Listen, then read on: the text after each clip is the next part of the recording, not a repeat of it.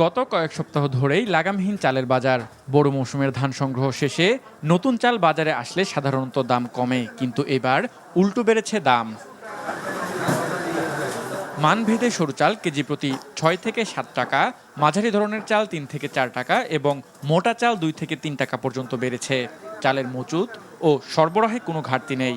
বিক্রেতাদের কাছে প্রশ্ন ছিল, তাহলে কেন বাড়ছে চালের দাম? কোম্পানিরা ১ কেজি চাইলে বাড়ে, ঠিক আছে, ৮-১ টাকা বাড়ে, এই জন্য কেজি থেকে ৭-৮ টাকা বাড়বে। এটি তো মনে করেন পুরা সিন্ডিকেট। আলুর দরে বলতেছে মোকামালারা দাম বাড়াই দিছে, প্রত্যেক চাইলে আবার ৪-৫ টাকা করে চাল দাম বাড়াই দিছে।